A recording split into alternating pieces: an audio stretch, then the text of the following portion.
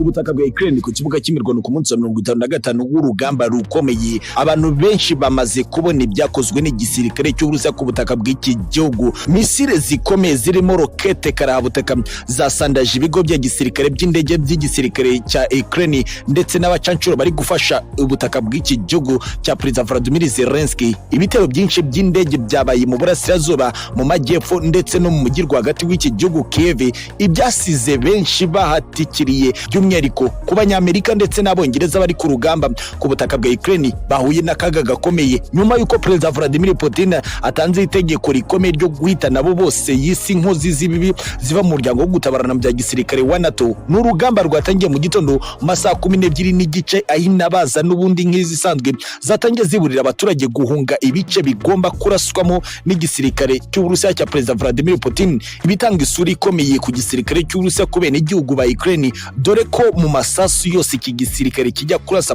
mu gace runaka kibanza no kubwira abaturage kuba bagomba kwisha bakajya mu makave mbere yuko bahangana n'igisirikare. Ariko kandi ku rundi ruhande mu majyaruguru ashyira uburasirazuba bwa Ukraine mu mujyi wa Kharkiv ndetse na Kherson hongeye kuba ibisa n'akavuye gakomeye nyuma yuko igisirikare cy'Uburusiya cyari kiri gukoresha ikirere cyashwanyaguje bikomeye indege nshya zari zinjiye ku rugamba zivuye mu gihugu cy'Ubudage. Ni nyuma yuko ahari amakuru yari yahwihwishije mu bitangazamakuru by'Moscow kwa President Vladimir Putin ko abasirikare 600 boherejwe na Leta Zunze Ubumwe za Amerika bageze ku kibuga cy'imirwano biswa abacancuro bo gufasha ingabo za Ukraine guhangana ndetse no kurinda umurwa mukuru w'iki gihugu Kiev, icyatumye President Vladimir Putin akomeza itegeko rikomeye ryo gutsinsura uwo ari wese abangamira inyungu z'Uburusiya ku butaka bwa Ukraine. Ibitangazamakuru by'Moscow nk'ibiro ntaramakuru bya Leta y'Uburusiya RIA Novosti byavuze ko ibitero simusiga by'igisirikare cy'Uburusiya byakoze akazi gakomeye kuva intambara yatangira ku itariki 24 z'ukwezi kwa kabiri k'uyu mwaka.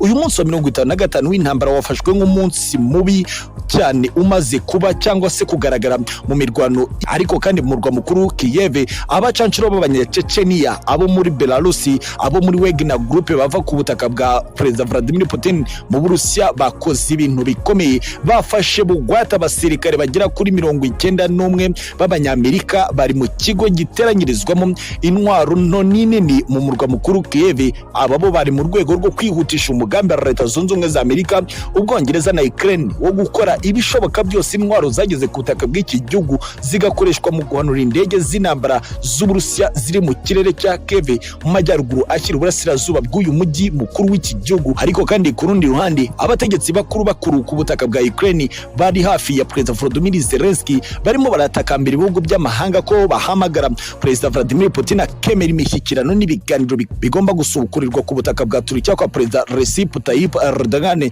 ibitanga icyizere ko mu gihe cyose President Vladimir Putin yaba yumvise ugutakamba kw'amahanga by'umwihariko n'ijwi ry'akababaro rya President Volodymyr Zelensky ashobora gutanga agahenge, bishobora no gutuma igisirikare cya Ukraine cyongera kubona izindi nkunga ziva mu muryango wo gutabarana mu bya gisirikare, nyuma yuko ari amakuru yarari mu butasi bw'igisirikare cy'Uburusiya ko hari intwaro nyinshi zikomeje kwambuka umupaka wa Pologne na Ukraine zivuye muri uwo muryango, bigatuma indege z'intambara rutura zidapfa guhanurwa n'ibisasi byari byo byose z'Uburusiya zijya hafi neza kuri uwo mupaka mu mujyi wa Lviv, aho byatumye indege nyinshi, ibigo bya gisirikare bishya byose bitwika n'igisirikare cya President Vladimir Putin.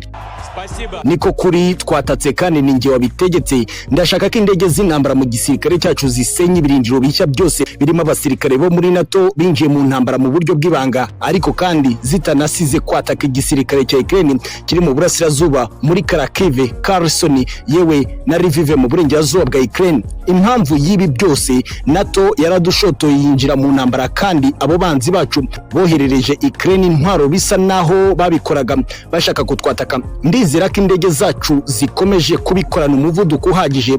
Abo basirikare bo muri NATO twamenye ko baje kwica abasivile muri Ukraine ngo badushyireho ko ari twe twakoze ibyaha by'intambara. Nzi neza ko ingabo zacu ziri ku rugamba zibyumva neza ko tugomba kwihutisha ibikorwa bya gisirikare ku birindiro byose birimo izo nkozi z'ibibi. Twumvise ko bagize ubwoba bamenye ko operasiyo zacu zikomeje, ariko reka mbabwize ukuri ntabwo barabona ibikorwa byacu ku butaka bw'urugamba. Mbahaye ikaze kuri page zikomeye ku munsi wa 55 w'intambara rutura ku butaka bwa Ukraine. Ibintu bikomeje kuba bibi aho President Vladimir Putin yatanze ijambo rikomeye abwira abagize yavuze etamajoro y'igisirikare cy'Uburusiya i Moscow ko akeneye intsinzi vuba na bwangu ku butaka bwa Ukraine.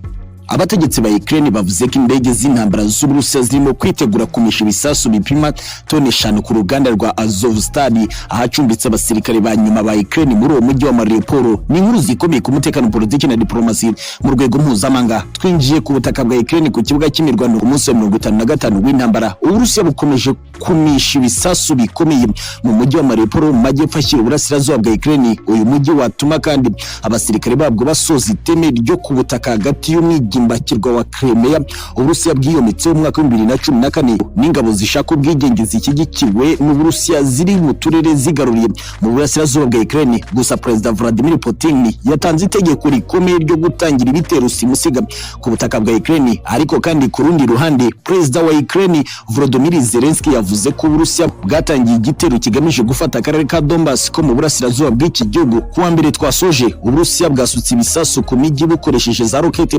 n'imbunda za rutura. Mu ijambo ryo mu buryo bwa video, Bwana Volodymyr Zelensky utegetse Ukraine yavuze ko urugamba rwo kurwanira Donbas rwatangiye. Oleksiy Danilov, umutegetsi wo hejuru muri Ukraine mu bijyanye n'umutekano w'iki gihugu, yavuze ko Uburusiya bwagerageje kumenera mu mirongo y'umwanzi ya Ukraine muri ako karere. Uru rugamba rwari rumaze igihe rwitezwe nyuma y'uko Uburusiya buvuze ko bugiye kubanza gufata uburasirazuba ubundi bitero bikomeye bikazakomereza mu murwa mukuru w'iki gihugu Kiev, ari nabyo byatangiye mu masaha make ashize.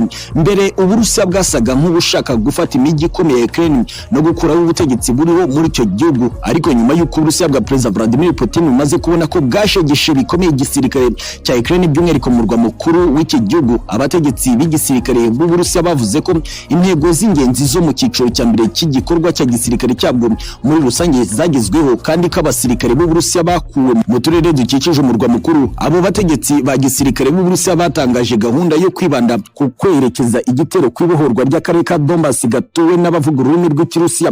Gusa ariko kandi ku rundi ruhande Perezida Vladimir Putin w'Uburusiya yagaragaje iki gitero nk'uburyo bwo kugerageza gukura abanazi muri Ukraine, ikintu Ukraine n'ibihugu byo mu burengerazuba bw'isi bavuga ko bagomba kubwira Volodymyr Zelensky akamaganira kure. Ati niba koko Uburusiya bwaragushotoye, nawe reka amahanga ko Perezida Vladimir Putin yatangije ibitero ku butaka bwawe mu buryo butari ngombwa. Ariko kandi ubutegetsi bw'i Moscow kwa Perezida Vladimir Putin bukavuga ko ibi ari ibinyoma bikomeye byo kugomeza gushuka Perezida Volodymyr Zelensky utegetse Ukraine. Ku munsi wo kuwa mbere Uburusiya bwakomeje kumisha ibisasu bya rokete ndetse n'iby'imbunda za rutura mu turere tumwe two mu burasirazuba. Abaturage b'abasivili 8 bikirwa mu mijyi ya Crimea mu karere ka Luhansk hamwe no mu karere ka Donetsk, ari nako kandi ibirindiro byinshi by'igisirikare cya Ukraine bigenda bisenywa burundu. Abantu 7 bishwe n'ibisasu 4 by'Uburusiya mu mujyi wa Lviv wo mu burengerazuba bwa Ukraine, naho kandi abandi 11 barakomereka bikomeye. Uyu mujyi ahanini wari wasigaye utagezweho n'ibitero byabonetse ahandi mu gihugu. Gusa nyuma y'uko ubutasi mu gisirikare cy'Uburusiya bumaze kuvumburira amakuru y'uko hari abasirikare benshi bari kuva mu bihugu bigize umuryango wo gutabarana mu bya gisirikare wa NATO bari kwirundanyiriza muri iki gice cya Lviv mu burengerazuba bwa Ukraine, byatumye igisirikare cy'Uburusiya gitangira kuhataka no kwamisha ibisasu bikomeye. Guverineri w'akarere ka Luhansk we yavuze ko uko ibintu bimeze ubu ari